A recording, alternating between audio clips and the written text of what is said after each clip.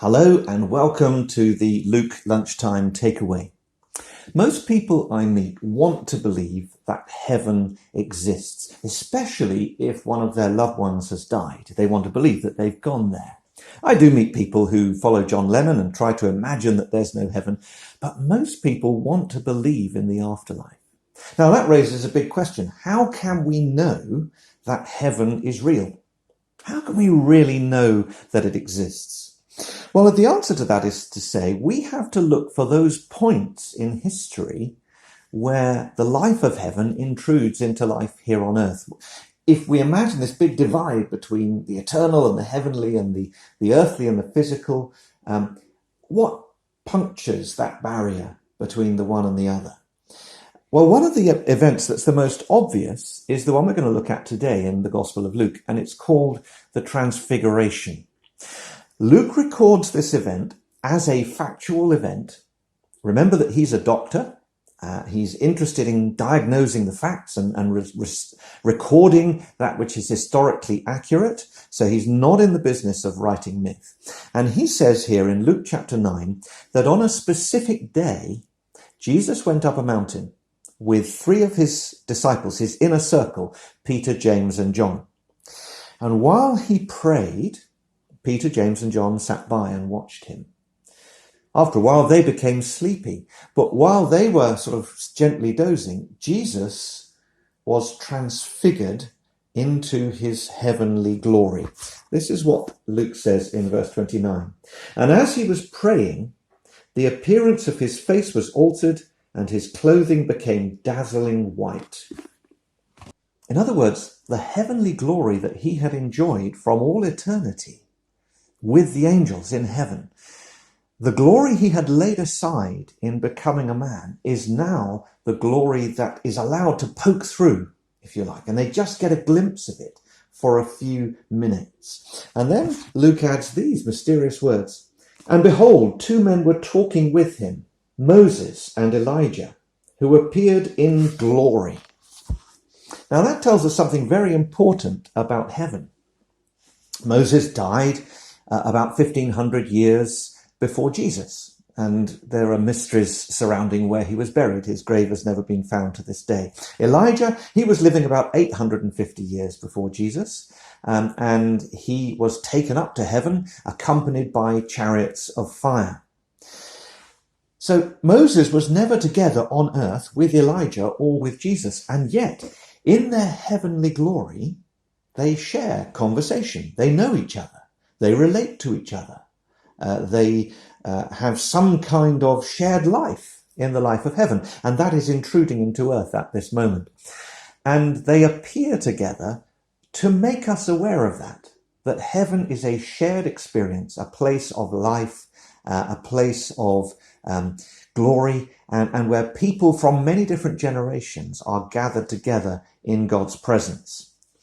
Now, this appearance brings together lots of different threads, and it's very laden with significance.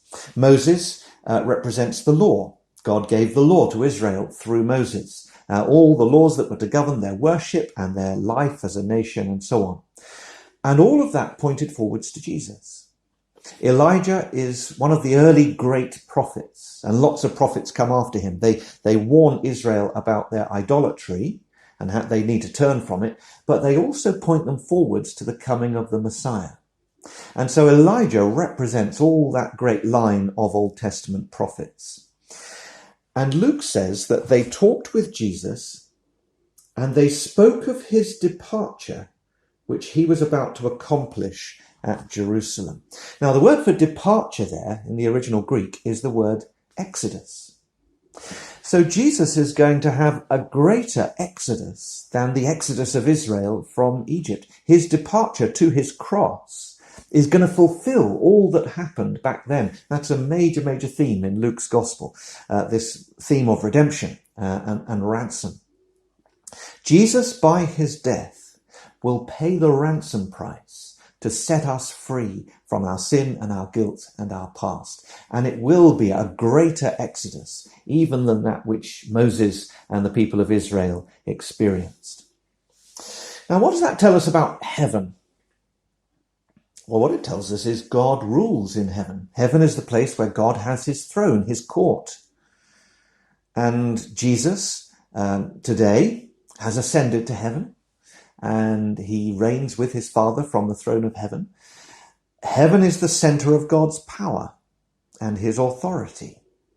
He is a God who will achieve his purposes. Nothing can stop him. He will carry out his plans, and heaven will finally triumph over all the rebellion that there is here on earth. And that's hard to believe, isn't it? Because God is unseen. But what the Transfiguration teaches us is that God is in charge. He has a plan, and he is carrying it out. And at various times, that has intruded into earth. Heaven has come to meet with earth. Now, Peter, James, and John are watching all this, and they're filled with wonder. And Peter, who was known for speaking before he actually thought, suddenly starts jabbering and saying, Lord, this is wonderful to be here. Let us build 3 tents, 3 tabernacles, one for you, one for Moses, one for Elijah. And he starts talking like that when a cloud comes over, a glory cloud, and it covers all of them. And they hear a voice, and the voice is the voice of God the Father, whose voice is very rarely heard here on earth. And the voice of God the Father speaks from inside the cloud. This is my Son, my chosen one. Listen to him. And when the cloud was gone, there was Jesus, just as he was before when they started climbing the mountain in his humanity. His heavenly glory has slipped away again. Now, what this event tells us is this: heaven is real. We know because these eyewitnesses have seen Christ's heavenly glory. It also means, therefore, that God is holy and he is all-powerful. There is no limit to his power. Heaven has intruded into earth. And when Jesus died on the cross, at the end of Luke's Gospel, God's heavenly plan was being worked out. All the plans and designs of heaven were coming to their completeness, and God knew exactly what he was doing. And that leaves us, you and me, feeling incredibly small, doesn't it? We are weak, we are feeble, we are finite, we are limited. And frankly, for many of us, we are unready for this eternal realm. We're not ready to meet God in his heavenly glory. But the whole of Luke's Gospel is written to show us the way to be reconciled to God. We had better get serious with him. We'd better investigate it for ourselves. Are you going to do that? Are you going to take seriously the fact that heaven has intruded into earth and we need to be ready to meet God? Thank you for joining me, and I'll look forward to seeing you next week.